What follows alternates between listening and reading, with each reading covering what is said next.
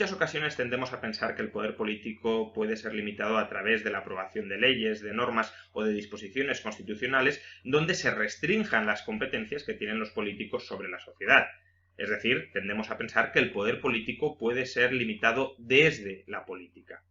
Uno de los casos más claros en los que este principio se pone en práctica es en el establecimiento de techos a la emisión de deuda pública. Y el país que desde su misma creación viene aprobando estos techos a la emisión de deuda pública es Estados Unidos. En Estados Unidos, el Congreso fija un techo máximo, un límite máximo, un tope máximo de deuda pública y si el Tesoro supera ese límite, tiene prohibido emitir nueva deuda pública. Por tanto, si fuera cierto que podemos limitar el poder político desde la política, en este caso deberíamos observar que los políticos se ven constreñidos efectivamente por este límite impuesto por el Congreso a la hora de emitir nueva deuda pública.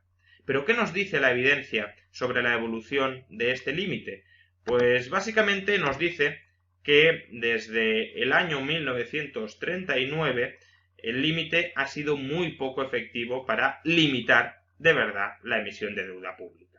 Es decir, básicamente siempre que el Poder Ejecutivo ha tenido necesidad de incrementar la emisión de deuda pública, el Congreso ha terminado aumentando el límite.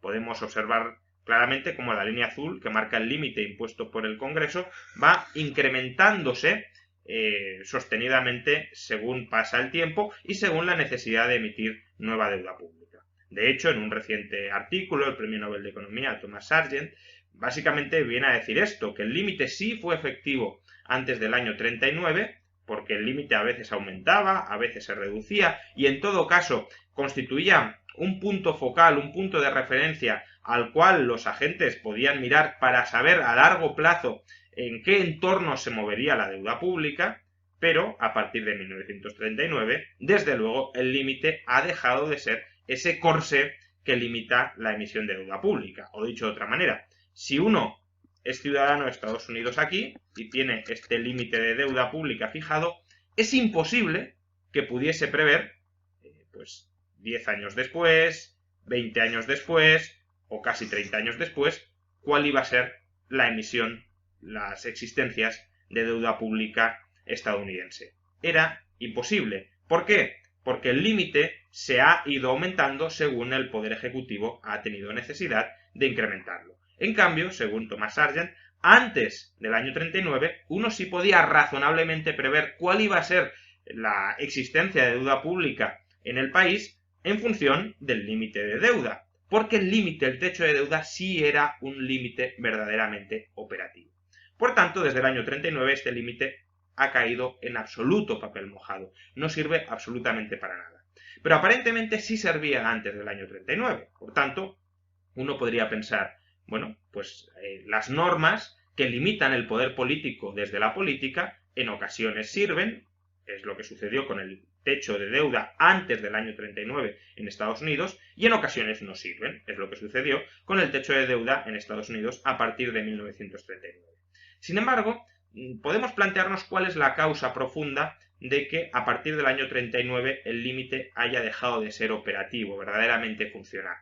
Y la causa muy probablemente esté relacionada con la publicación en el año 1936 de un libro llamado La teoría general de John Maynard Keynes. Este libro, que supone una revolución paradigmática dentro de la ciencia económica, lo que consigue, entre otras cosas, es que la deuda pública sea vista tanto por políticos, por economistas y desde luego por el conjunto de la población como algo bueno, como algo positivo, como algo no dañino. Antes del año 39, sobre todo a principios del siglo XX o durante el siglo XIX, la deuda pública, el déficit público, era visto con mucho recelo por parte de la población, salvo en momentos de crisis bélica muy severa donde el Estado tuviera que endeudarse para ganar una guerra. Había una sana desconfianza hacia el déficit. Y por eso, aun cuando no hubiese ninguna ley que restringiera la emisión de deuda pública, el político era muy consciente de que no podía emitir deuda pública porque la población se lo hubiera sublevado. En cambio, a partir del año 39, como la población se amansa y se vuelve mucho más condescendiente con la emisión de deuda pública, por mucho que existan límites desde el Congreso, esos límites no son verdaderamente operativos. Los políticos, como no temen que la población les reproche la emisión de deuda pública, son libres, tienen las manos desatadas para modificar cuantas veces quieran el límite de emisión de deuda pública. Por tanto, nuevamente nos encontramos con la siguiente conclusión. No son las normas que se da a sí misma la política las que limitan la expansión y el uso arbitrario del poder político, sino que es la sociedad, las percepciones y los valores que tiene la sociedad de acuerdo con lo que es legítimo o no es legítimo políticamente, lo que limitan de verdad la expansión del poder político, por mucho que no haya normas legalmente aprobadas al respecto. Allí donde los políticos teman a la sociedad y teman que están transgrediendo los valores subyacentes a la sociedad, los políticos no se atreverán a extralimitarse. En cambio, si los políticos no temen a la sociedad o la sociedad se alía con los políticos para que éstos hagan un uso expansionista de su poder, por muchas leyes que se aprueben en el Congreso, esas leyes no servirán absolutamente para nada, porque la sociedad verá con buenos ojos que esas leyes se modifiquen para incrementar el poder político, tal como ha sucedido con el techo de deuda. Por tanto, y como conclusión incluso extraeconómica, para limitar el poder político no tenemos que dotarnos con un marco normativo perfectamente diseñado para constreñir, para limitar la expresión de los mandatos de las fuerzas políticas. Eso puede ser un síntoma, pero desde luego no es la causa profunda de por qué se limita el poder político. El poder político se limita allí donde los valores subyacentes a la sociedad exigen la limitación de ese poder político.